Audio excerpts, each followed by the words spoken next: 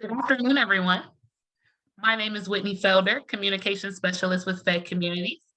Welcome to Connecting Communities webinar, Shifting Perspectives and Expectations on Employment. We are very excited to kick off today's discussion. If you're a returning Connecting Communities participant, welcome back. We're happy to have you. If this is your first Connecting Communities webinar, you are in for a treat. We have a really great panel lined up for today's discussion. Before we move into the content for today's event, I would like to share a few housekeeping items. Today's session is being recorded and will later be available for viewing on the Fed Communities website. Views expressed during this session are those of the speakers and are intended for informational purposes. They do not necessarily represent the views of Fed Communities or the Federal Reserve System. All microphones have been muted. Please use the Q&A feature throughout the session to submit your questions. We promise to get to as many of them as possible during the Q&A portion of our presentation today. And finally, feel free to keep the conversation going and engage with us on social media using the hashtag Connecting Communities, and visit fedcommunities.org for a variety of CD articles, resources, and data from across our Federal Reserve System. So now I would like to turn it over to Raphael Bostic, President and CEO of the Federal Reserve Bank of Atlanta.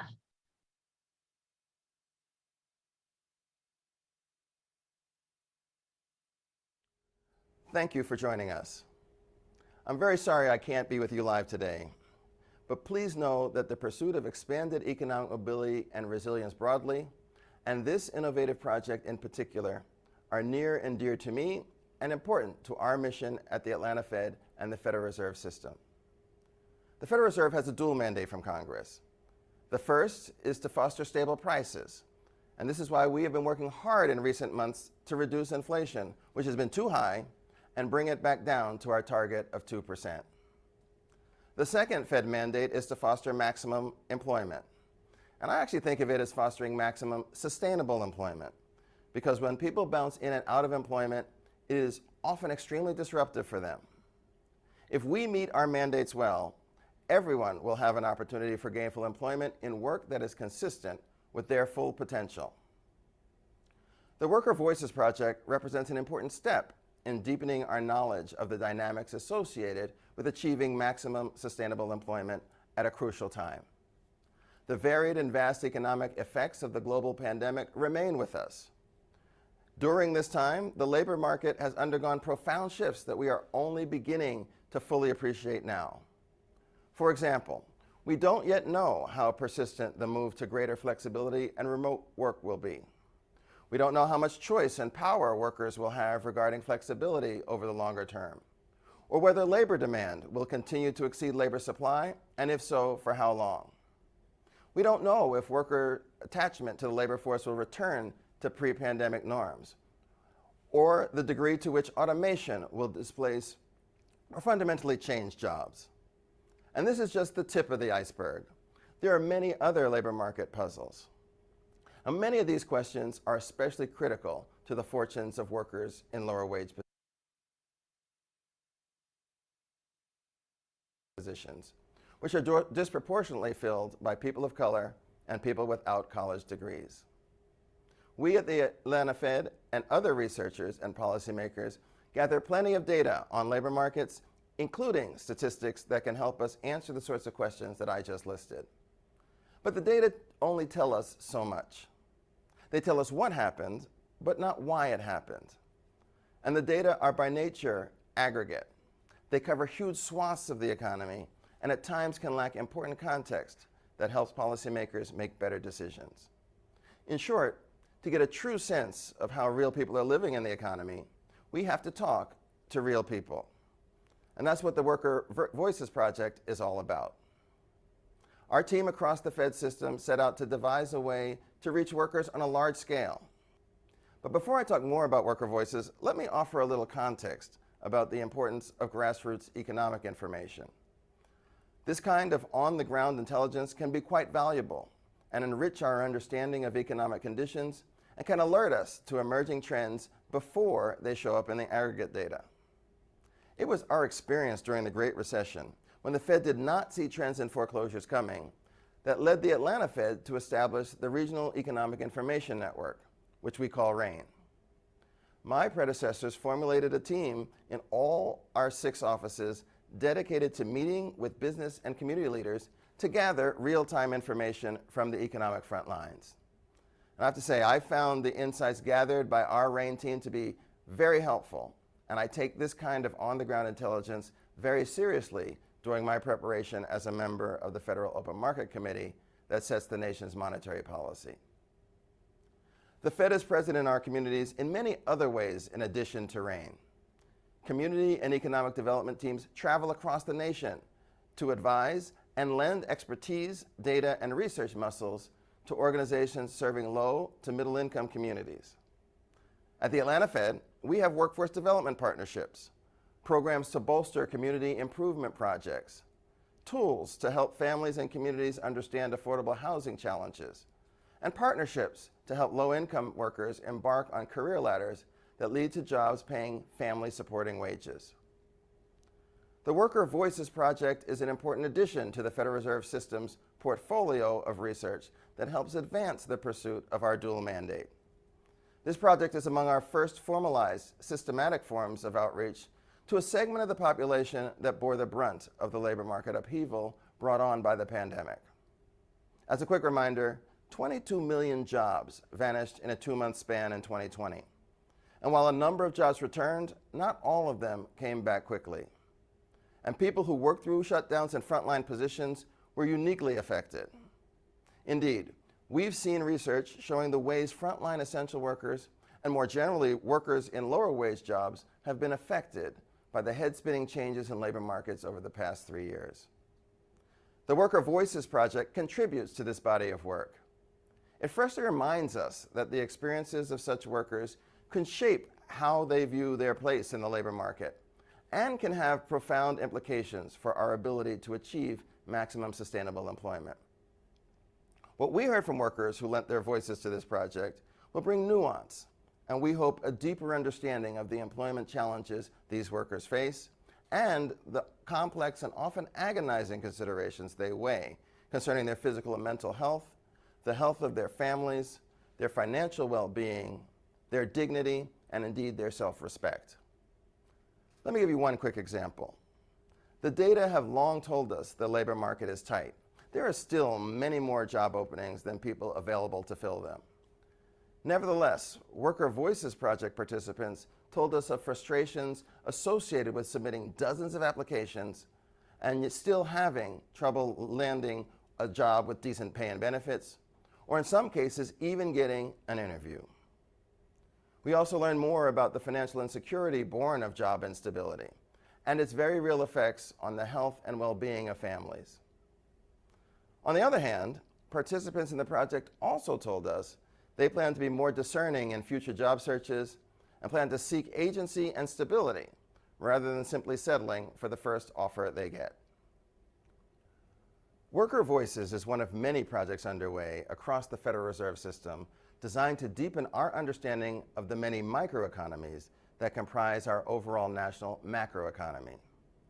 This grassroots brand of intelligence gathering is critical in our efforts to advance economic mobility and resilience, especially among those who face insecurity in the job market, and ultimately move us closer to having an economy that works for everyone. You will hear much more in today's seminar. Thank you for joining us. I encourage you to engage today, and I hope you learned something new. Please stay in touch with us through the online and social media channels of Fed Communities and all 12 regional Federal Reserve banks. Have a great day.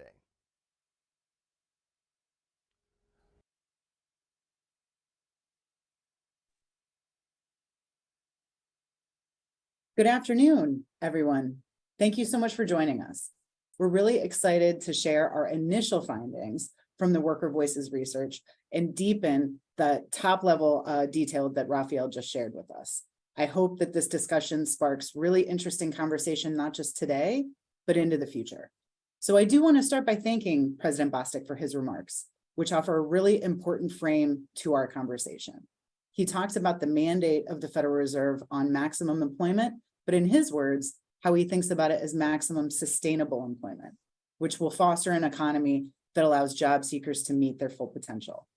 That principle was at the forefront and a guiding North Star for the way that we had approached this research and informed how we engaged with our workers and job seekers. But before we dive in, let's do some quick introductions. My name is Sarah Miller. I'm a principal advisor with the Center for Workforce and Economic Opportunity here at the Atlanta Fed. I'm excited to be here with the experts in the field that we have on deck, and I'm anxious to hear their discussion later today. But beyond that, I'm honored to be presenting this research with my co-lead on the project. So I'll turn it over to you, Ashley.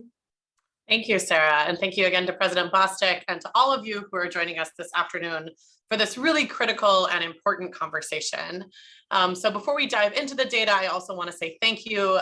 My name is Ashley Putnam, and I direct the Economic Growth and Mobility Project at the Federal Reserve Bank of Philadelphia.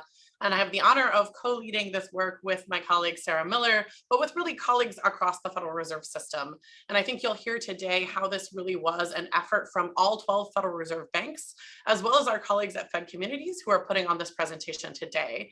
And so I just want to start by saying thank you to everyone who has made this project possible. This is such critical and important work, and we're so excited to be here and be sharing this work with you. So I'll turn it back over to Sarah to kick us off and tell us a little bit about how we got into this and why we did this research in the first place. Absolutely. Yes. Thank you, Ashley. If we want to move ahead to the next slide. So how did this project come about? So way back in 2021, Ashley and I were having one of our many coffee talks that we have throughout the day. And this was at a time when the economy was rapidly growing jobs. We were just beginning to realize the significance of the labor shortage. What was going on? Where were the workers? What was keeping them from returning to their jobs? This wasn't just something that we were talking about. It was a part of the national narrative. So we took this conversation to our colleagues across the Federal Reserve System. In addition to leading this work actually was born out of a working group that Ashley and I co-lead around workforce development, which is comprised of many colleagues in each of the regional banks that focus on workforce development, among many, many other areas of expertise. And we raised this very conversation. What were they tracking? What were they hearing from partners? What did we understand about the divide between the labor demand and the labor supply? So ultimately, we know a lot about what businesses had to say. We know a lot from the data. We know what we're experiencing as consumers of goods and services in the economy as it started to open back up, but we knew far less about what workers had to say. Largely their voice, and particularly the voice of those with less economic mobility, was not as represented in the conversation. Where it was predominantly through a filter of the perspectives of worker serving organizations that aim to serve these workers and job seekers every day. So we thought, let's just talk to the workers directly. So if we move on to the next slide, we can get a little bit into the nuts and bolts of what this project looked like. So first, what did we do? The why? As President Bostic noted, we are constantly tracking the conditions of the economy and the labor market to fulfill our maximum employment mandate.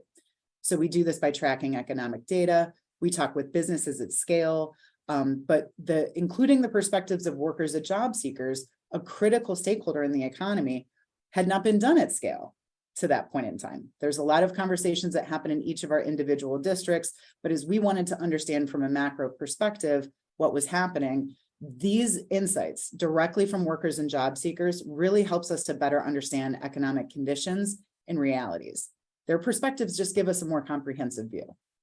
So now Ashley and I both work in the community development function of the Federal Reserve, which has a core focus on low and moderate income individuals and families.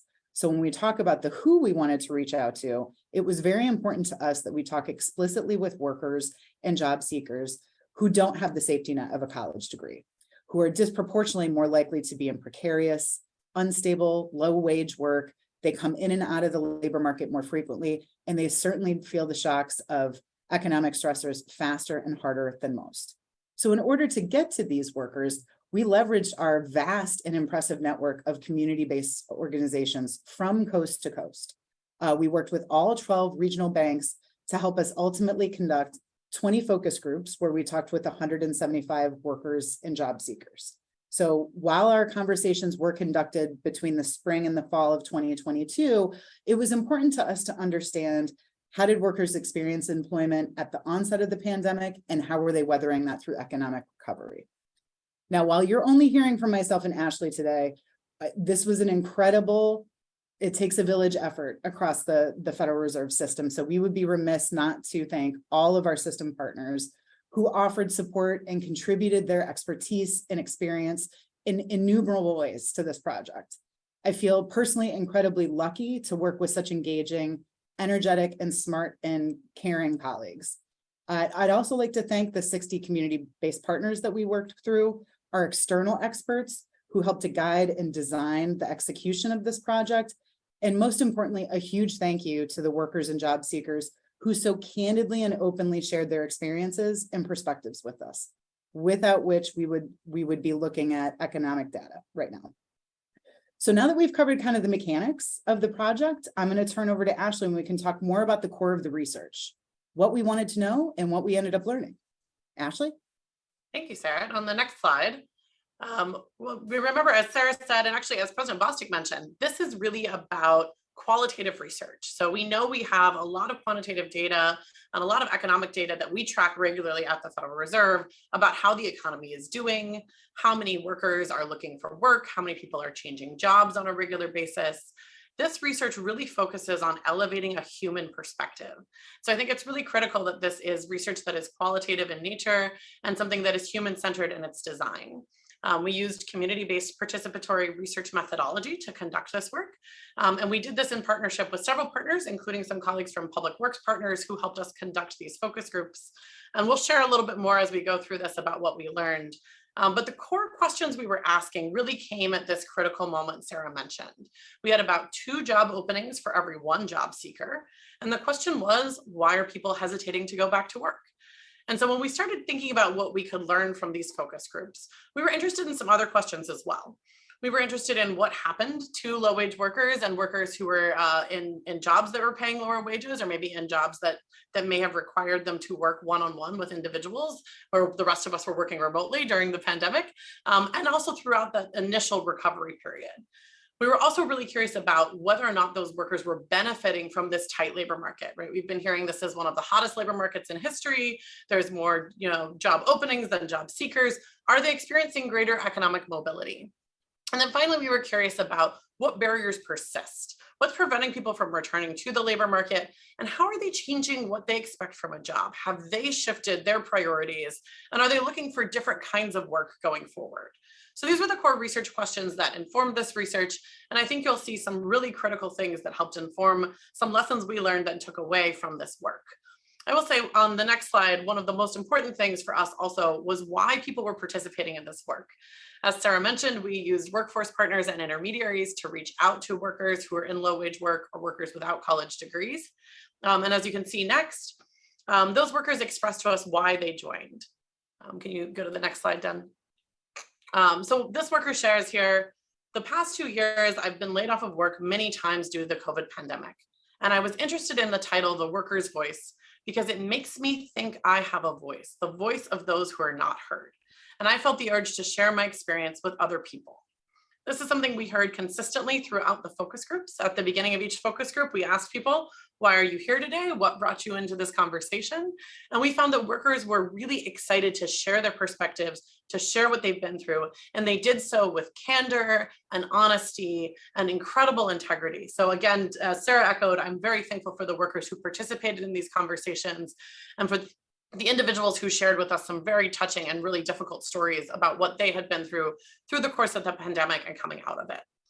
And one of our big takeaways from these focus groups is that people are really making complicated decisions. And so that is our first finding I'll share with you today on the next slide. Now, those complex calculations around whether to work or not work during the pandemic. What we learned is that people were balancing a variety of risks. Those risks included financial instability. So do I have enough money? Am I going to be able to make ends meet to pay rent? Can I put food on the table to provide for my family? But they're also balancing other concerns, health and safety concerns, right? I have a young child at home. Am I putting them at health risk if I go to work? I maybe am caregiving for someone older in my household or someone who has particular needs. What kinds of jobs can I do that mitigate those risks? And those were really difficult choices for a lot of workers. For many people, they were really struggling between that financial insecurity, health and safety concerns, and other barriers like lack of access to transportation that were exacerbated by the COVID-19 pandemic. What we heard from workers consistently is that this was a very stressful and traumatic time. And keeping in mind that most of the individuals we spoke with are what we might call essential workers, workers who would have been in jobs that required them to be in the office or be in a physical interaction with another human being, whether that's in a hospital or in retail or in hospitality. That many of the people we were speaking with were really making some very difficult choices. They describe these things as traumatic, and they talk a lot about the impact on their mental health, not just during the course of the pandemic, but going on from the pandemic, and how that impacted how they then think about work. So as we start to really think about what did we learn from workers through these focus groups, I think it's really important to center how really difficult this was for many of us who are listening today, but particularly for these workers in lower wage roles, and in these roles that really required them to take these kinds of risks when they were going to work. So on the next slide, I'll share a perspective a worker shared with me that I think sums this up really, really nicely. The worker says, "I'll say for me, it wasn't really easy. It was challenging because I was concerned for my health and the health of my child. I was also very scared because I thought maybe I could lose my job and I wasn't going to be able to provide the necessary means for my children. It was a tough and challenging moment for me." And so that, I think, really humbles us as we start this work and start this discussion to remember what a lot of people have been through that we were speaking with as we start this worker voices research. And I'll turn it back over to Sarah for the next finding. Thank you, Ashley. Yeah, so if we move on to the next slide, what we see here is one of the core questions that we wanted to ask. We really wanted to understand how workers were faring in this quote unquote hot labor market. And what we found was counterintuitive to the economic data and the national narrative at the time, that no, in fact, the tight labor market was not benefiting all of these workers equally. Many participants talked about significant challenges trying to connect with new jobs, even in a time where we know demand was well outpacing supply. Also during this time, we know that employers were doing a number of different practice changes across the board in a variety of sectors to lower the barriers to get workers to connected to these roles.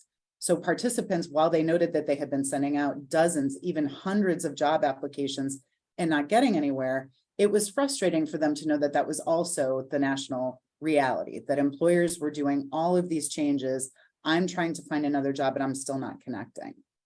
The reality of sending out all of these applications and not getting anywhere was echoed by many of the participants engaged in this research. So they noted that while they could see employers were doing exactly what they were saying, removing degree expectations or years of experience from their job requirements, they still ran into challenges job matching. Some others noted that they had observed while job descriptions, including tasks and responsibilities, remained intact and degree and experience expectations had been stripped, they also observed a reduction in wages, making that job ultimately less desirable of a role for them to pursue. So those that were actively in a job search really said that they were sending out dozens, if not hundreds of applications, not hearing back, or when they were hearing back, being brought in for interviews, but having their candidacy not go very far because they lack some of the things that the employer was looking for. It wasn't a match. This was the case even if they had years of experience in a certain field. So again, all of this left participants feeling not just frustrated by their job search, but confused as to why that was their experience when all they heard was how strong the labor market was and how in demand workers were. Now, on the other side of this equation, for the workers that did remain in the labor market, they talked about how their day-to-day employment realities were very, very challenging. Those who worked in places that had a lot of open vacancies talked about the stress that they endured from these labor shortages, both in terms of physical and mental stress. Participants talked about having to take on responsibilities that were tantamount to the work of 2 or 3 full-time positions, working longer and harder hours, and in most cases, for no additional increase to their compensation. So these realities led to a really significant discussion around the effects of burnout that they felt and how those experiences led them to really reevaluate what they expected from a job. So what I think both of these disconnects kind of reveal is that there's still a lot of work ahead for all of us to make sure that workers without degrees are able to benefit from these practices that are lowering barriers that are creating more opportunity for them to get connected to meaningful employment to make sure that these workers can reach that full potential. But as we see here on the next slide, this quote really illustrates the reality of this frustrating job search challenges that was, again, echoed by many participants. As this particular job seeker noted, they had been in a job search for months, sending out application after application, getting pulled in, but still being told they're not what the employer is looking for. So this certainly had an effect on their mental state and their dissatisfaction with what was happening in that job market, but helped them to really think through what they wanted out of a job. So I'm going to turn it over to Ashley now to talk a little bit more about how they define job quality. Yeah, so as Sarah mentioned, and as you'll see on our next slide, and the next finding, workers really began to shift what they were looking for in jobs. So due to those experiences they had during the pandemic, and again, in this labor market where they're still submitting application after application, many of the workers in these focus groups articulated to us that they were really wanting jobs that treated them better. They were looking for a higher quality job, jobs with more long-term economic opportunity. And so this was something we've been hearing consistently, and we use this opportunity as a chance to really get a worker-centric definition of job quality. It's something we're going to be doing some upcoming research on as well, diving deeper into this topic. But I wanted to just start with, what did the workers say they were looking for in terms of a quality job? And first and foremost, this was stability of employment, right? So we remember the first finding about how unstable employment was, how stressful that felt for people not knowing whether or not they could make ends meet. Many of the people we spoke with articulated stability as the baseline thing they were looking for. They're looking for a job that has a stable schedule, where they have stable income, where they know that they have that job on a consistent basis. And that isn't the case for a lot of low-wage workers, or workers who are working gig jobs, or workers who are supplementing income because they're not making ends meet. The other really major finding around job quality was that many of the workers articulated something that we don't measure very well in economics, which is the need for a job that treats you with dignity, a job that provides you agency, a job that treats you like you are valued in your work.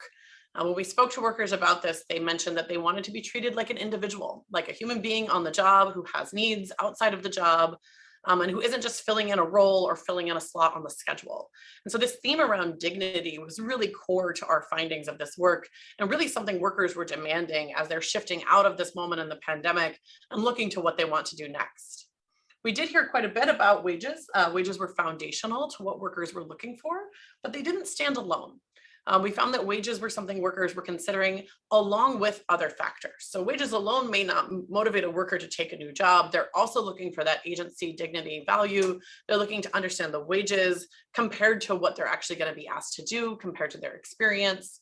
And they're also looking for flexibility and increased work-life balance. So just like many of us began working remotely, many workers said, I'm balancing these caregiving needs that I really felt much more deeply during the pandemic when childcare centers were closed. And now I'm looking for a job that allows me to be able to balance those needs and my needs for work. And so again, workers are really redefining what they're wanting from work, with that central focus on a job that treats you with dignity, a job that provides value. And so that is something we thought was really interesting and very powerful from the findings of these focus groups we conducted last summer. So on the next slide, this worker describes that they want certain benefits, certain hours, and certain schedules. And before the pandemic, we were not like that. That is what they gave us, we accepted because we needed the work. And after the pandemic, we realized work sometimes needs us more. So again, you can see the shift here and how workers are changing what they're demanding from work, how workers are reprioritizing what matters to them. And they're really centering that need for dignity, agency, value, safety, stability, flexibility, as they are starting to think ahead towards those opportunities. And to that end, I'm going to let Sarah share what we found about what workers are doing to get to those jobs. Thanks, Ashley. So on the next slide, we see here our final theme from this initial analysis, which really focuses and uplifts the perseverance and resilience of the workers and job seekers that we talked to.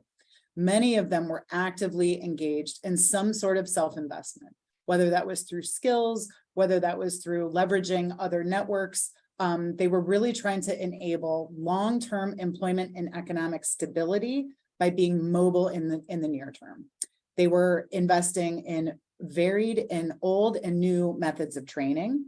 Though some are enrolled in traditional 2-year and 4-year higher education programs, many talked about self-directed learning from their communities and mentors, leveraging online platforms like YouTube's and other forums to build their skills. Most were focused on how they knew that they needed to really invest in these skills to improve employment opportunities long-term, but some also talked about how they had very high entrepreneurial aspirations and goals of self-employment, largely driven by some dissatisfaction that they felt from other jobs that they had had. They wanted to focus on creating a work environment that was more positive, where they would knew that they would be more likely to take on more work, but it would be work that they would have dignity and autonomy over their own working conditions, not just for themselves, but for others that they would potentially employ in the future. There's a lot to dig in on this very topic, and we're going to have 2 additional sub-briefs that focus on how they're investing in their skills and also on their entrepreneurial aspirations. So more to come on that. But if we look to this quote that we have here, it really illustrates how workers were really persevering through that current economic moment. So this worker was trying to transition into the tech field, a role that many talked about as a future-proof role. Roles that offered more flexibility, would be more likely to weather a potential recession. And this participant was saying it has not been easy, but they're still pushing through. So this really left us with quite an awe of our participants, given all of the challenging employment experiences that they had had, the struggles that they had with labor shortages and burnout, how they were really demanding greater expectations of job quality. They were also actively investing in themselves to enable that pathway forward for them. So, but what does this mean moving forward? So if we go to the next slide, we want to talk a little bit about some considerations for the future. What does that mean for us? What do we hope that means for you? So we really do hope that these qualitative insights provide that breadth and depth, and it brings that humanity that we largely don't see in the economic data. You know, numbers tell us what happened. We were looking for why, and we really want to understand the why long term. What is unclear at this moment, since we know that the labor demand and supply is starting to moderate slightly, but certainly still well outpacing. Demand is outpacing supply. What do we know about whether or not these trends and these changes to behavior are cyclical or structural? Will this empowerment persist? What does this mean for how we think about labor force participation? What does it mean as we think about how we work with our community-based partners? And what does it mean for our future research? But Ashley, it means a lot to the folks that are on the call here too. So I'll turn it over to you to close us out. Yeah, thank you, Sarah. And I kind of want to close us with some thoughts about what this research could mean for folks who are listening today. You know, we know that this research has some great implications for employers or people who are working in employers, and even some of you who are nonprofit organizations, you are also employers. And so I think there's some really powerful implications about why workers start working at jobs and how to retain workers. And they're not just about wages, they're also about management practices and other real considerations for workers going forward. And actually, if we go to the next slide, you'll see that's reflected in this really powerful quote on slide 20, which is the participant said that the pandemic kind of flipped the tables a little bit. I know I can bring a lot to the table. Are you going to uphold your end of it as an employer? So for at least for me, it gave me a different perspective of don't settle for less. So we're excited to think about how to engage employers and others who are starting to think about how do I do a better job attracting talent? How do I do a better job retaining talent? And I think there's a lot of nuance in this data that tells us a lot of information about what workers are looking for. But the implications of this research go beyond employers. We think there's real implications for workforce development as a field. Sarah mentioned that the tight labor market wasn't benefiting everyone equally, that in spite of employers lowering the threshold for what they're looking for in terms of employees, what qualifications you have to have, workers are still struggling to get in the door. And so I think that's a real call to action for the workforce development field that is really necessary at this point in time to be able to connect those two disconnected things in the labor market. There's also some implications for policymakers, and those are all sorts of policies. How do we think about what workers are reprioritizing, how they're shifting what they're looking for, what kind of career pathways are they interested in, and how do all of us think about elevating the voices of workers and the voice of lived experience in the research and the work that we do. So with that, I do want to conclude and mention that some of the other things we have coming up on the next slide. I do want to mention some ways to get in touch with us. So Sarah and I know that this is just so much research and there's so much more to do with this. We do have some sub-briefs that we will be publishing on this. And as mentioned before, those include topics of job quality, barriers to employment, skill development, and entrepreneurship. We're also going to be publishing a sub-brief on the community-based participatory research methods that we use to do this research. We think the process and the how is just as important as the what, and we hope that can be useful to others who are tuning in today. That being said, if you are doing work or research on this, we'd love to connect with you. I saw one of the questions today was about folks who work on ALICE. ALICE is asset limited, income constrained, employed, and we know some of our folks in New Jersey have led that work. We think that work and research is also really relevant. So again, if you're listening today and you're doing work on this, please don't hesitate to reach out to us. We know that this is really just a spark for what we hope is a continued conversation where we all continue to center lived experience, the voice of workers, and the voices of the individuals who are impacted by the programs we work on and around. So with that being said, I'm really excited to introduce what should be an absolutely amazing panel, and especially excited to invite a friend and colleague, Tamisha Bridges-Mansfield, who's going to be moderating this conversation. Tamisha is the Vice President of Workforce and Regional Economies at Jobs for the Future.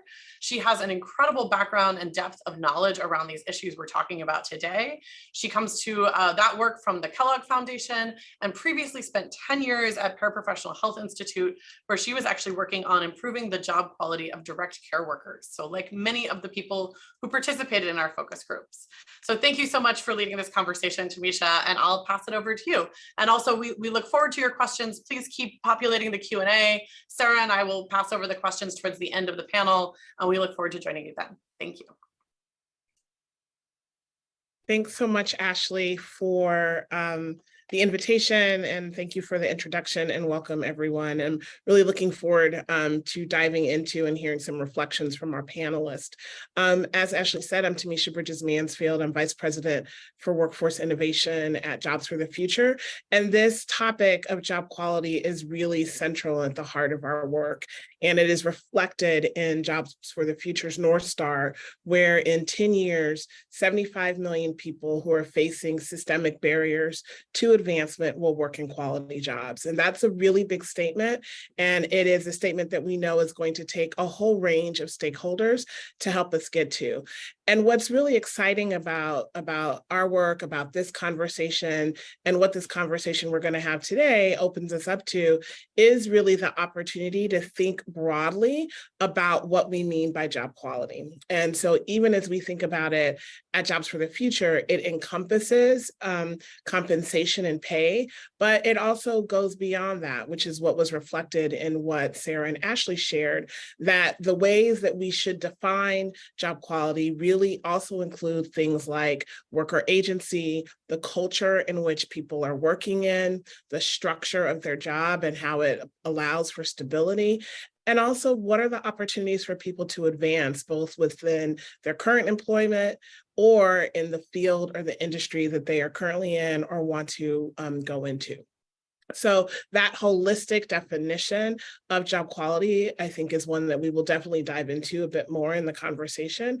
And now I'm looking forward to introducing our panelists. So if Rebecca and David and Mr. Taylor can come on, we will get the conversation going.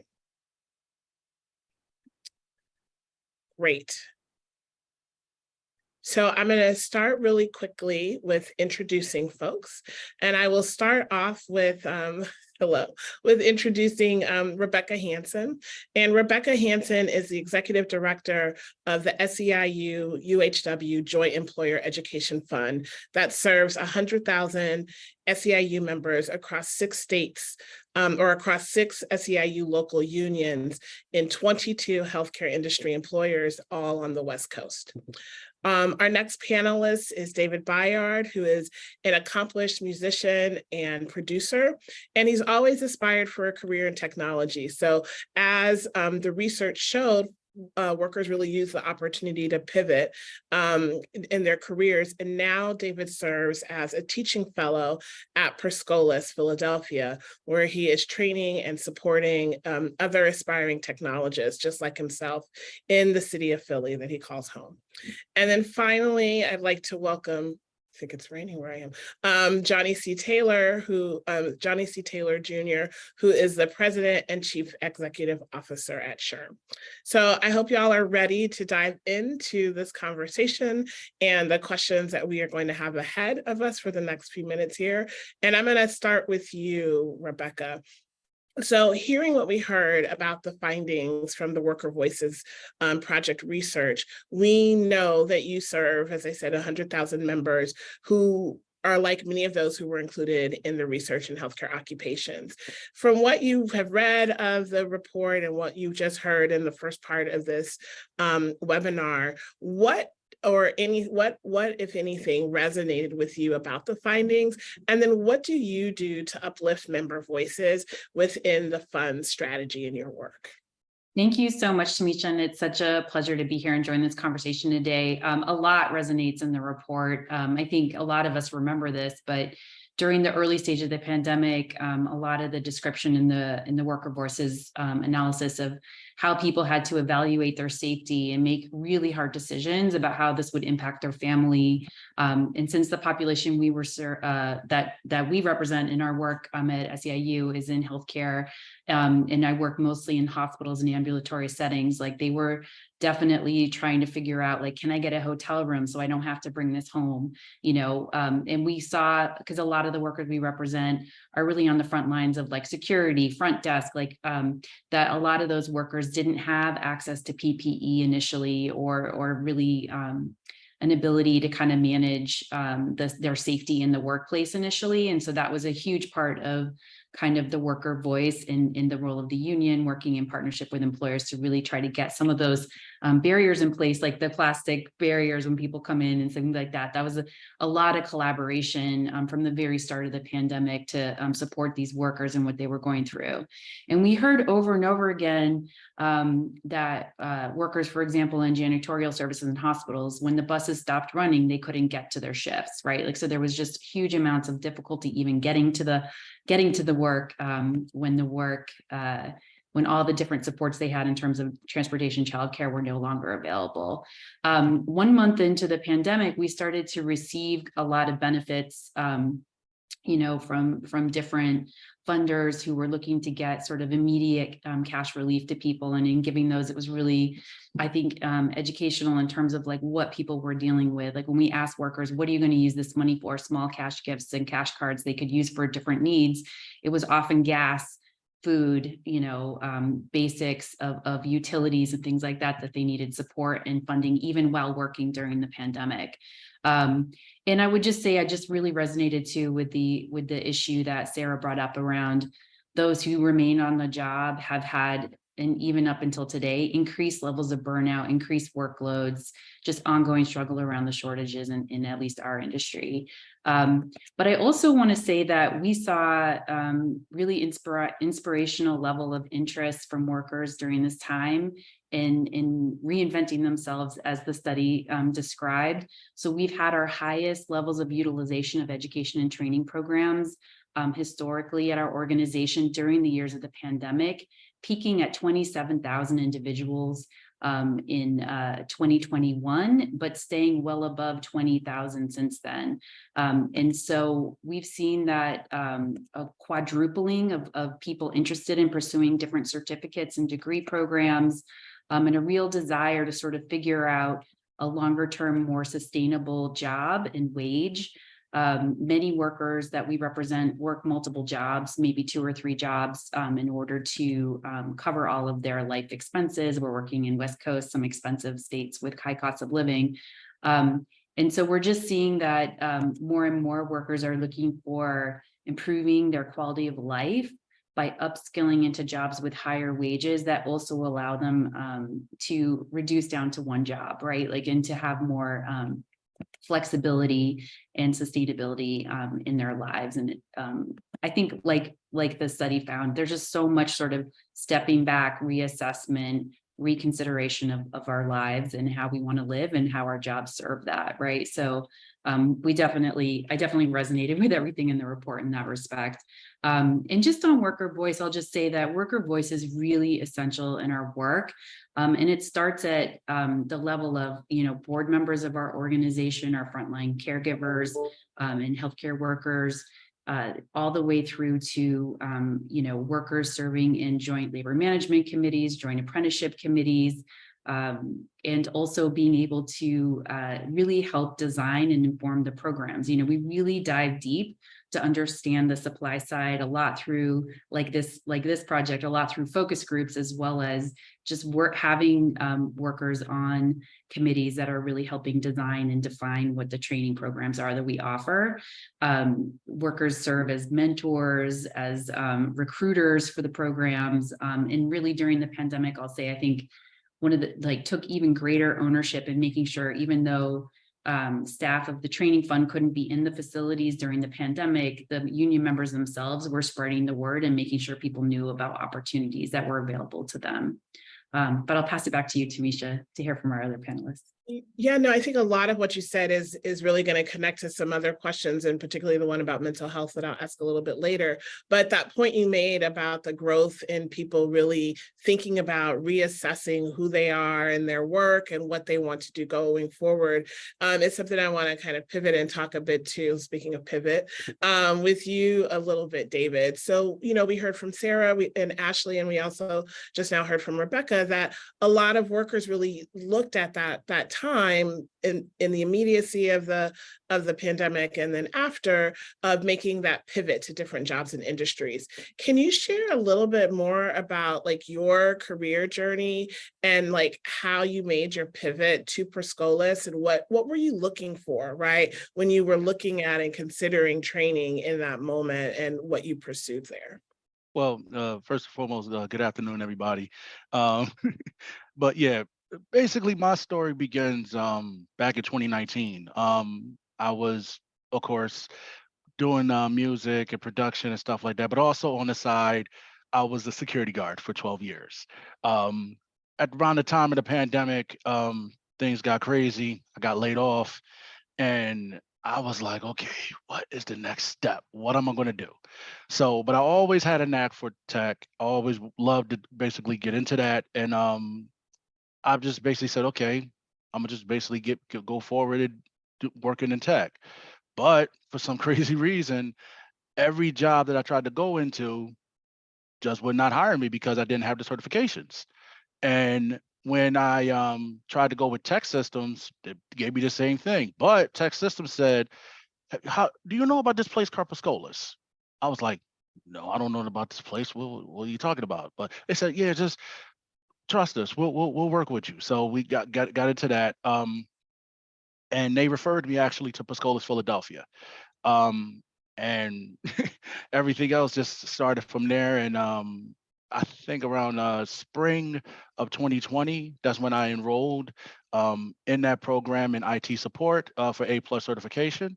I graduated in the summer of 2020, and through Tech Systems, I was able to get my first job. I was able to get my first project. Then after that, I think around December of 2020, I got a position with Comcast. It's kind of funny how that story works, because that was actually I'm across the street from the Comcast Center here in Philadelphia, and that was the same place that actually I was guarding. So it's kind of crazy that I was in the same building where I was protecting and guarding, and I was able to meet friends I knew and able to put in my badge and go upstairs and work as a desktop support engineer. So that was a great experience. And after that, the contracts just kept coming. I just started working not only with Comcast, but also with Five Below and Jefferson Health. And then after a while, about 2 years later, my instructor, who is now director here, Ali Hyman, got in touch with me. He said, "How do you feel about being an instructor?" At first I thought he was like, okay, I thought you were joking. I'm like, really? I'm like, I don't know nothing about instruction. I don't know, what are you talking about? So he's like, trust me, try for a year, see if it works out for a year. And so we said, okay, I'm gonna give it a shot. Went into the Perscolis Instructor University, very prestigious. They from the door, they basically helped me out when I needed to go. And I started out in Boston as RTT. What that means is remote teaching. I was working from home. I did that for a little bit. Once again, I don't know if they're watching. Shout out to Stephen, my first instructor that I worked under, and Tyrone, who was also a psych director in Boston. Thank you guys very much for the help. But after that, an opportunity came to come back home to Philly, and after that, I was like, okay. At first, I thought it was just going to be a couple of weeks because they needed somebody to just fill in. After a while, after about a year of that, they basically said it came to me, Nikki, who was the managing director here in the Perscolis Philadelphia campus. How would you like an opportunity to work full time in this campus? I said, great, I'm all for it. And after a few months of that, I got into I was thankfully promoted as teaching fellow, and yeah, it's it's kind of a crazy situation where I never would have thought in a million years that a security guard starting out would basically become a teaching fellow here at Perscolis. But I do want to once again send my thank yous to Ali Hyman, who believed in me and gave me the opportunity. So I gotta once again I know it's kind of cheesy to say, but I do want to definitely give thanks to Perscolis Philadelphia and this campus for giving me the opportunity to spread my wings and basically not only use the technology, not only teach me what I needed to know, get me certified, and also have the experience and now become the teacher that I wanted to always be. And I feel like this is my calling. And I feel like this is definitely a place that I wanted to be. And just spread my knowledge and help the next generation, help the guys and gals that need to make their moves in this field. Yeah, no, I think that's great. And I think you're speaking to like that two sides of like what you saw was your vision of where you wanted to go. And then what were the like connections and folks who saw your potential, and then really the role that employers play, and I'll pivot to you next, Johnny, and the role that employers play in making those connections, providing those opportunities, and seeing the potential of their staff. And so, you know, with you, Mr. Taylor, there's been a lot of strategies that employers have taken since the pandemic to make that connection work, to making connecting people to jobs a lot easier. And one of the big ones that we're hearing now is around the value of skills and capabilities over degrees, right? So, you know, to what David said around couldn't get hired at first, but then made the right connections to be able to get the skills, right? To be able to get in the door into those jobs. So one of the things that we know is that what it's going to take to change how employers have long done their recruiting and hiring really takes a lot of time to change. And would be curious to know like what you have seen from your members on their approaches to get more workers attached to jobs, especially in a tight labor market, and what have been both like the successes in doing that and the challenges in terms of changing that whole like HR function of recruiting, hiring, and retaining workers. Well, first of all, thank you and congratulations, David. Just hearing your story put a big smile on my face because, you know, we at SHRM and the entire employer community, we believe in this concept of the dignity of work, and we believe wholeheartedly in opportunity. And, you know, frankly, to some extent, because we had the luxury over the last several decades of more people than jobs, more people to fill the jobs than we had jobs, we could be selective. We actually spent more time being exclusive than inclusive. And so we used all sorts of proxies for SMART, the degree, not just the degree, but the degree from a certain school. And if not a certain school, but you had to be in the top 5% of the class at that certain school. And so we were really going through the process of weeding people out as opposed to trying to find out who we could bring in. I often say this, over the last now 2 decades, the American birth rate has been on a decline. We've seen a steady drop. During the pandemic in particular, year 2020, the American birth rate dropped by 4%. And it stands to reason. No one wanted to become pregnant and have to go to a hospital in the middle of a pandemic, right? So people were not having children. That has created a real problem for us as we've come out of the pandemic. Is we have a shortage for talent, one that will get far worse over the next 2 decades, because even children born last year have to grow up. They've got to be educated. They've got to be prepared to do something. So we have a workforce challenge that employers fully understand. And what that has resulted in is a shift in how we see talent acquisition. It is not about excluding candidates. It's about finding so that we can include candidates in our workforce. Net, that's a good thing.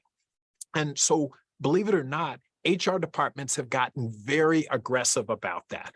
We're not saying that college degrees are bad.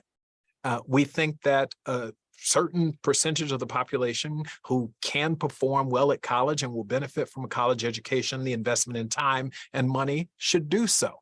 But we also know that a significant number of roles simply don't require a college degree. And we should be spending time trying to identify specifically what the tasks are of the job. What skills are necessary to do it, not what school you attended or what degree you obtained or, your grades in that even. We need to know proficiency. So HR functions everywhere, led by talent acquisition professionals, or who you'd call recruitment, have now built into their systems through interviewing. Let's find out what you can do. So the job description, or I should say the resume of the past, which listed a whole bunch of things that said, I was in this club and I was this and I was that and I have this degree. Now we say, tell us what you've done in your prior jobs.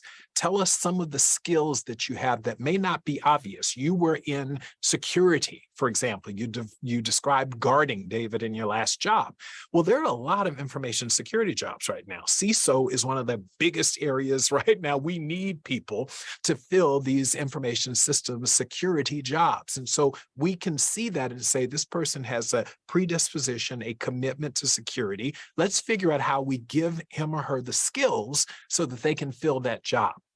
The biggest aha for employers is, in times past, we would say, it's your job to get the degree. It's our job to give you a job. Now we're saying, maybe you don't need the degree, and it's actually not even necessarily your job to have the skills. If you bring the right work ethic, the right mindset, the right commitment to opportunity, we will actually teach you what you need to learn.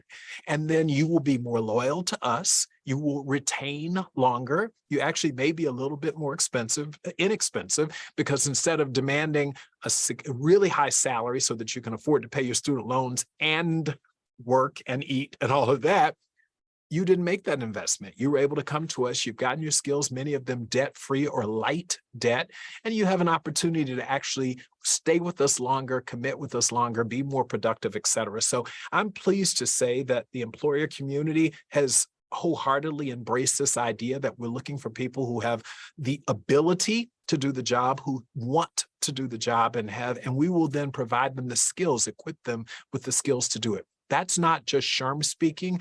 Overwhelmingly, when you talk to HR folks, we are way past requiring the degree for a job. We need someone who can do the job. And if we need to help get them prepared to do the job, we'll do that too. Mm-hmm. And hopefully it's that more expansive orientation to understanding people fully, right? That can stop that closed door thing that happens that was talked about in the report, but also really depletes people's morale, right? Yes. And self-esteem is shot, and confidence, right?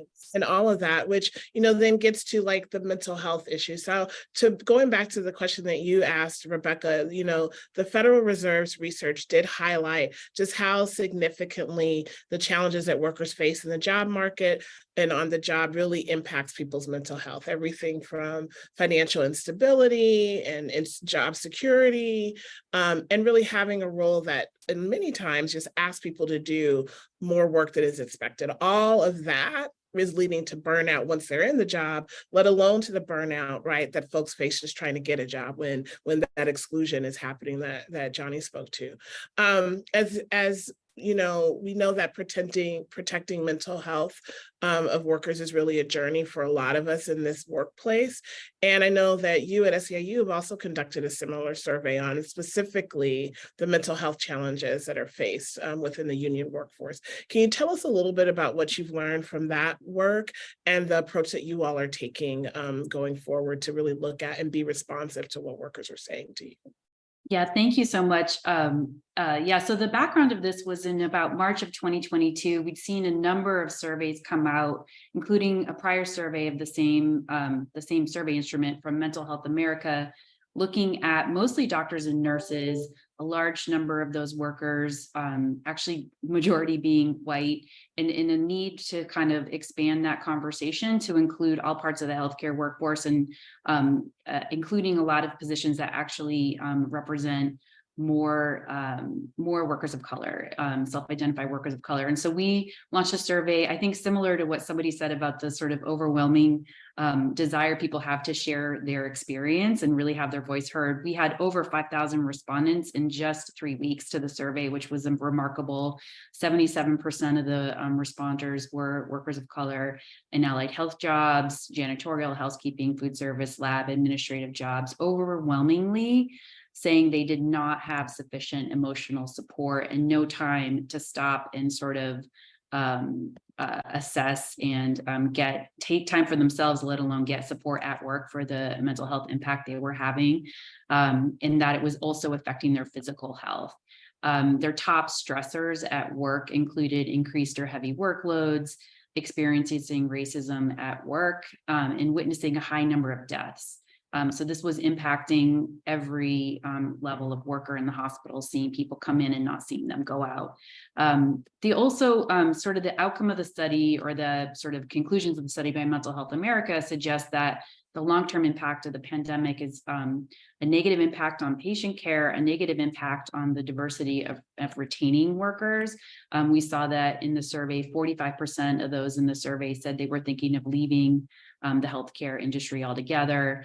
And another 60%, if you look at only workers of color responding to that question, 60% considering leaving healthcare altogether, and this contributing to staffing shortages.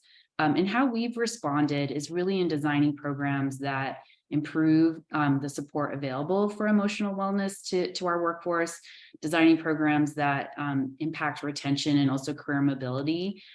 We've been able to partner with our employers to assess that for those union members who utilize our programs, they have 50% lower turnover than those who don't, and a 48% average wage increase for those progressing through skill and certificate training into higher wage jobs. So it has a pretty big impact. And it also impacts the diversity of the patient care workforce. 70% of those we train are workers of color and 80% are women.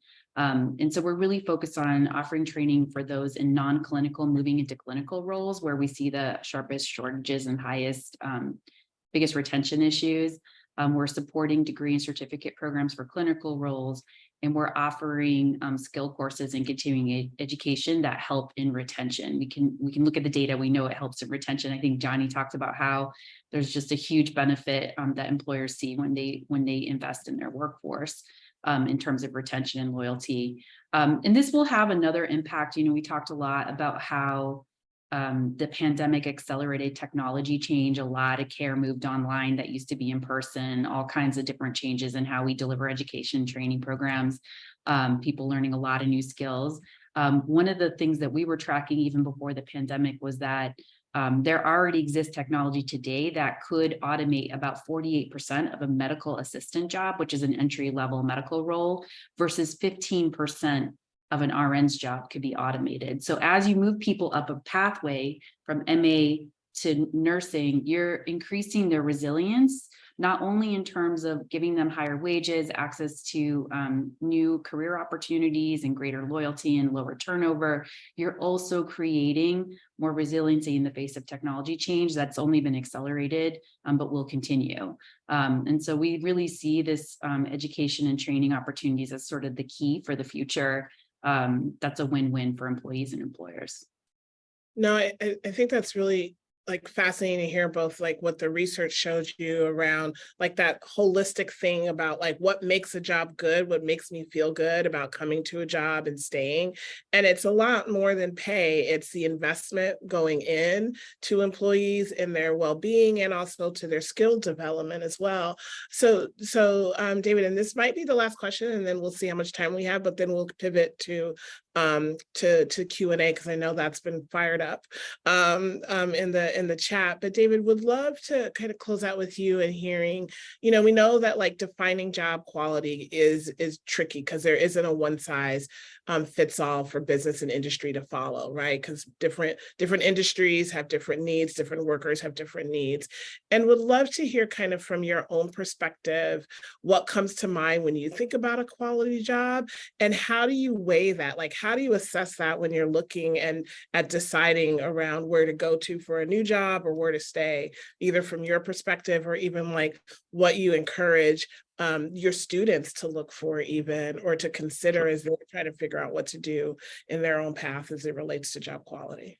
Yes. Number one, you have to like what you do. That's bottom line. I mean, if you're going to go in there for 40 hours, day in, day out, bust your behind, you're going to want to basically at least like what you do. That's number one. Number two, job has to pay well. You want to make sure that not only you're able to pay your bills, you're also able to thrive. If I'm going to put in the time to get the skills, the knowledge, the experience, and in my situation, working contracts year after year, I want to be able to build and expand my pay as I go along. So if I'm going into a situation where I want to go into a job, yeah, the pay has to match what I'm bringing to the table. Number three, benefits, mandatory. Uh, without a doubt, healthcare, vision, dental, Lord willing, when I have children and a family, I want to make sure that I'm taking care of them and I'm thriving, taking care of my family, making sure they have the best life. Just basically say the least. Scheduling, that's number four. You don't want to basically be in a situation where you're putting a lot of work in and the pay is low. You want to make sure that your schedule matches your pay. How can I say this? Once again, as I said in the beginning, if I'm going to bust my behind, I'm going to come in through traffic, I'm going to come in through transportation. In Philly, the transportation is crazy, so you want to make sure that you're able to make sure that the schedule is right and make sure that you're able to work the 40 hours, or I know some people work 12-hour days, but you want to make sure that the schedule matches. You want to make sure the pay matches the schedule. And as I mentioned, not a fair wage, not just something, I could just live and pay my bills, but something I could thrive on, something that I know for a fact that I could save up, I could expand, I could once again. And when I have a family, I want to make sure that my family is taken care of, I'm taken care of, and all of that's good. Yeah, let me see. And also as a Black man, I just want to basically bring up like you want to feel like the wages are equal to everybody. That's the biggest thing for me. It's like I don't want to feel like I don't want to have no sort of wall blocking me or anybody else because of their color, because of their gender, or who they identify as. That's not something that I'm a fan of, and I just believe that in this new quote unquote post-pandemic job market, we have to keep that in mind.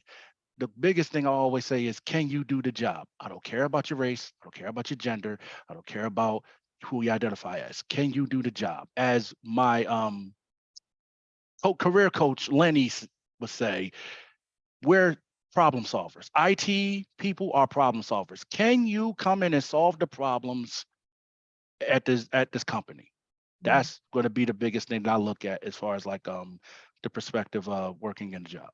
Yeah, I really like what you said about pay and thrive, right? As those two things being important. And I think that's reflective in both the research that was done both by the Fed as well as the research that SEIU has done, and to what you were saying, Johnny, as well. It's that whole picture of what people need, and what we say at JFF, and what I say is like, what do people need to live fully? Right. And to really just bring, not just, we always say we want people to bring their whole selves, but like, are the spaces that people work in the place where their whole selves are valued, are respected, and are compensated, right, appropriately and well. And so I think it is all of that. So I want to thank you all for this part of the conversation, and we're going to start taking some questions for the next 10 minutes or so from the audience. So stay tuned. I know I'm not going to be able to pull everybody's questions, but some of them I'll definitely float up. So the first one is actually for you, Johnny, and it kind of speaks back to some of the earlier conversation around, are the trends that we're seeing, both in terms of the realities of the labor market and the response, cyclical or structural? And so what this person is wanting to know is that, are these employers and workers making shifts just for this point in time? Or do you think these trends in employer behavior are really going to stick with us and persist over time? That's a great question. It's why I'll briefly remind them that the demographic realities of the demographic realities. Children that have not been born over the last 2 decades are not going to be future workers, just by definition. And while, yes, there is some hope that here in Washington we can solve for some of the shortage through workforce immigration, we don't seem to be able to figure that one out either as we get into a highly politicized election year next year. So I think we are in for a long haul. This is not something that's going to be solved overnight. And as I pointed out earlier, even if everyone who is willing and capable to have a kid does tonight, like, we're 20 years before that's going to solve for the workforce issue. So we're in this for a long time. The second issue, though, and I think it really is, during the pandemic, people literally, and I think Rebecca alluded to this, or maybe one of your earlier speakers, but people fundamentally changed their relationship with work. When they wanted to work, where they wanted to work, for whom they wanted to work, for how much they wanted to work, all of that occurred in that period from March 13th of 2020. I remember the day, Friday the 13th, we referred to, when essentially the world went remote.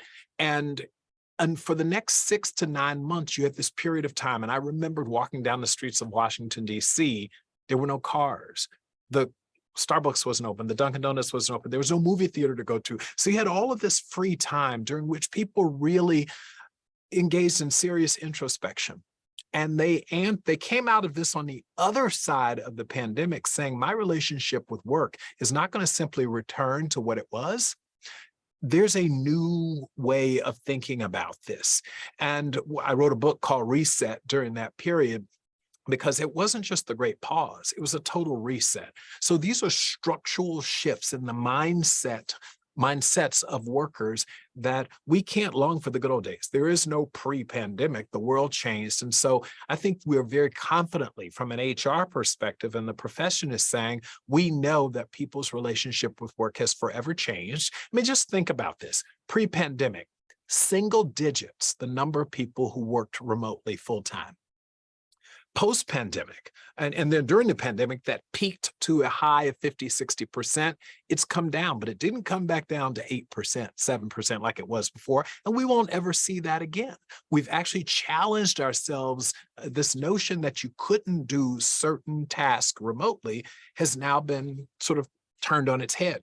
And so those days of going back, there's been literally a structural shift. Now, in response to that, we as employers have said, not only are we going to change that, but I think it was Rebecca, I know it was Rebecca who mentioned, some percentage of people's work that they used to do, and I think she was talking about allied professionals, will now be done by automation. But there are implications for that, because that means those jobs, or some significant percentage of jobs, are going to go away. So employers are also responding to that. And I'm often reminded of the movie Hidden Figures. This is the sort of final point in response to that question. If you remember the women, African-American story of women who were mathematicians and statisticians, and they were referred to as computers, if you remember the storyline. And then a machine came in place and took away all of the jobs that they had done in the past, the actual computations to put man on the moon, right? And instead of saying, okay, that means I guess I'll never work for the rest of my life, or that college degree in math that I earned is now useless, they began to program said machines. So there is an upskilling and a reskilling that will be necessary for people to remain competitive, because AI is there. We all know the big day when that occurred, November 30th, 2022, we introduced ChatGPT to the world. And so employers are finding ways to become better, more efficient at what they've done, and human beings have got to catch up. Now, that is also a big systems thinking kind of shift in the mindset, that a lot of the jobs that you and your parents and your grandparents relied on won't exist 5 years from now, or will be so meaningfully reconstituted that they won't exist. So long-term, lifelong learners is the new phrase. And it's not just an employer task and responsibility, it's the responsibility of every one of us.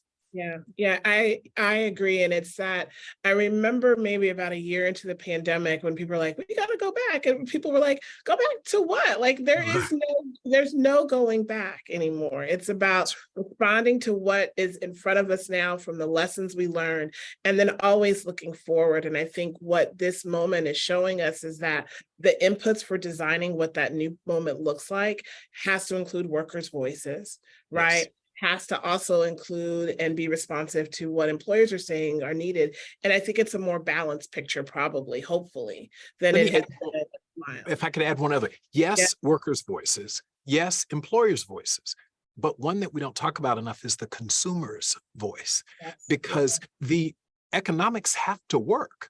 Yes, we'd love to pay people $40 an hour, but not if the consumer at McDonald's won't pay more for a Happy Meal, or can't afford to pay more for that Happy Meal. So the money has to come from somewhere. And so that's part, we are also increasingly, especially as the economy is slowing down, is, yes, I know you want to make more money. And as my friend David was talking about, thriving, but employers are saying, yeah, we got to pay the debt that we borrowed to make this business work. And so we also have to return on our investment. And then the consumer is saying, but I don't have as much to spend as I used to, because gas is $4 or $5 a gallon. Interest rates are double what they were just a year and a half ago. So there's a real tension that exists. And so we've got to listen to all communities, not just workers and employers, but the consumer is increasingly saying, okay, then instead of stopping by the coffee store 3 or 4 times a week, I'm now going twice. That has an impact as well. Yeah, I think the consumer piece is key. And I know, Rebecca, being in healthcare, that whole quality care, quality job dynamic is very, very real, because if the job is good, then the care is good, and those things go together, and the expectations happen as well. And so I think, a question for you, Rebecca, what role do you see organized labor playing in creating more quality jobs, opening up pathways, particularly when we see a decline in union representation in some spaces and a growth in others? Like, what is that role in this moment for labor? Yeah, I mean, I'll just say, and this is a little bit informed by my specific work, right, which is labor management partnership in a particular industry, healthcare, where what we're trying to do is really sort of raise the floor on every job in healthcare. And I know you had done previous work in direct caregiving, and I think there's just a wide recognition that caregiving work is super important and critical for the functioning of for us to thrive, and also for the functioning of our economy. In that it's going to be, I think, a long struggle to really get those jobs valued the way they need to be by our society, and the investment that we need to have. And I would just say that part of those efforts include sort of efforts to increase and create a $25 minimum wage for healthcare workers in California. That's been a legislative effort this year. There's all kinds of efforts that look to address the industry as a whole, rather than just bargaining for one group of workers. And I think that's going to need to continue. In terms of quality career pathways, I'll just say this is really at the heart of what we're talking about. And we've talked about, like, removing requirements off job descriptions is just insufficient in terms of truly changing how people advance in their careers. In the past, we did analysis and found that only 10% of allied health workers had any kind of career pathway in healthcare, right? And so how do we flip that on its head? People come into our industry in entry-level jobs with limited immediate opportunities for advancement. And we're really changing that. And employers are really embracing the idea that we want to be talking to people about their career path from the very start, from when they are in their new employee orientation, right? We even want to think about how do we systemically change the education system to create more affordable, higher quality training options. And I see that we're running really short on time. So I'll just say, like, I just think that unions can play a really critical role through labor management partnership and really ensuring those pathways become sort of a new system in this country for how we train workers and how workers advance on the job. Thank you for that, Rebecca. And I want to really thank our panelists. So thank you, David. Thank you, Johnny. And thank you, Rebecca. And thank you again to the folks at the Federal Reserve for everything that we were able to even have this conversation. And now I'm going to turn it over to close us out over to President Harker. Thank you.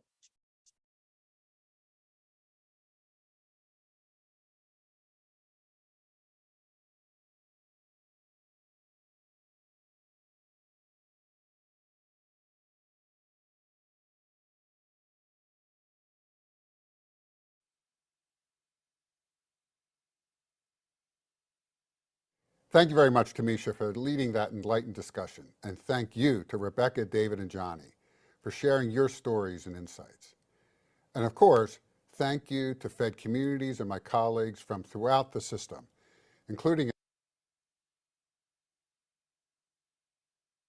Atlanta Fed President Raphael Bostic, who we heard from earlier, for their partnership in the Worker Voices Project. To be sure, we are at a watershed moment in our economy. And I'm not just talking about the fight against inflation, in which we are making progress. It is a watershed moment in the labor market as well, especially for those of us who look at data and try to interpret their meaning. But numbers have two inherent problems. First, the numbers we get are always backward-looking, a snapshot from an earlier time. Second, the numbers blur the faces and voices of those they seek to capture. They can only tell us so much. This is where discussions like this, and more specifically, efforts like the Worker Voices Project, are so essential. For our economy at this moment, it is important for those of us who hold a responsibility for promoting full employment and fostering economic opportunity to know in real time why workers are making the decisions they are, especially workers either employed in low-wage positions or those who do not have a college degree. And I also would suggest that there are important messages that employers would be wise to heed concerning the kind of workplace they may need to create to attract the workforce they will need to be successful. You know, by education, I'm a civil engineer, even more than an economist. And if you know anything about civil engineers, we're always looking for ways to make things stronger, better, and more resilient. For me, this includes our economy. As we have heard from today's discussion, the factors going into the decisions made by workers of where to work, when to work, or whether to leave the work they have previously known to blaze an entirely new path, like David has, are increasingly complex. And we oversimplify these complexities at our own peril, whether as policymakers or employers. Now, certainly, the pandemic did not create these complexities. As long as there has been work, workers have made decisions about their place and role in the economy based on a number of factors, and workers today have more choices before them. The pandemic served as a breaking point for all these stresses. A few other times in history have so many seemingly come to the same conclusions about their future in the workforce. They want to be treated with respect and dignity. They want the opportunity to gain new skills that will provide them with upward mobility. They don't want a job that doesn't just get them through the day, but the opportunity to create a satisfying and high-quality career. They want managers who recognize that they, like them, have families and dreams outside of work and strive to ensure an appropriate work-life balance. The expectation of workers is that they will be treated as individuals. And this is especially true for workers in jobs at the lower ranges of the wage scale or those without degrees. Jobs are not one size fits all, and neither are workers. Hiring processes may be more automated, but no worker wants to be treated like an automaton. And the Worker Voices Project is providing the data that put this reality into greater focus and perspective. And as a result, many of us who have studied economics are having to rethink some of the premises we had previously relied upon. But that's probably a good thing. Despite what many of us were taught in Econ 101, the study of economics is not all straight lines and straightforward conclusions. Sometimes the economy and those contributing to it not only bend long-established rules, but contribute to the creation of new ones in the process. We appear to be at that kind of moment now, and the research in the Worker Voices Project is contributing to this new way of thinking, which is good, because if one thing is now crystal clear, it is that workers no longer want to be treated as merely a plot point on a graph. For us policymakers, the soft data provided by Worker Voices are equally important as, if not perhaps even more important than, numbers-driven hard data in getting a full understanding of our economic situation. And I'm excited. I'm excited not just about this report, but for the research that is going to grow out of it.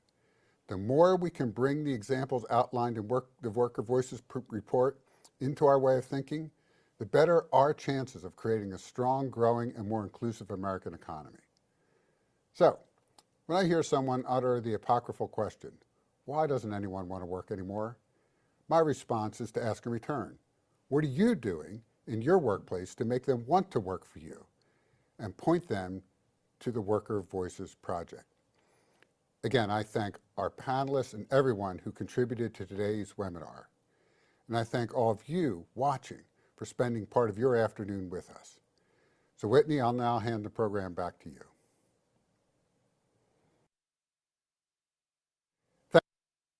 Thank you very much.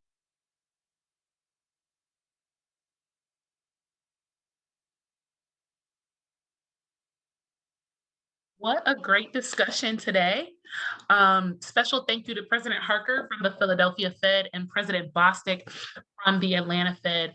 Also, thank you to our panel of speakers and today's moderator, Tamisha.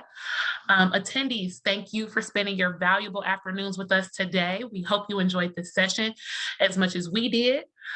Before we end the session, I do have a few small requests.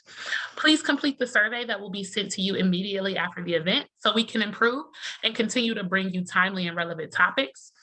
Today's session will also be available on YouTube and the Connecting Communities website via Fed Communities in about 2 weeks. We encourage you to visit Fed Communities at fedcommunities.org to access additional articles, resources, and data about community development across the Federal Reserve System.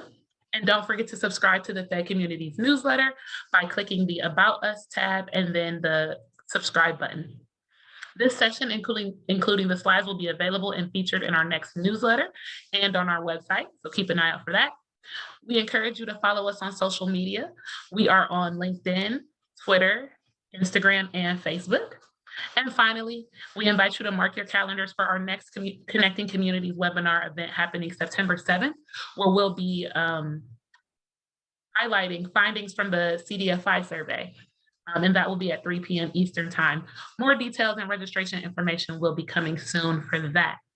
So thank you again. Thank you for joining Connecting Communities with real people for real conversations about real topics and research. Have a great afternoon. Bye-bye.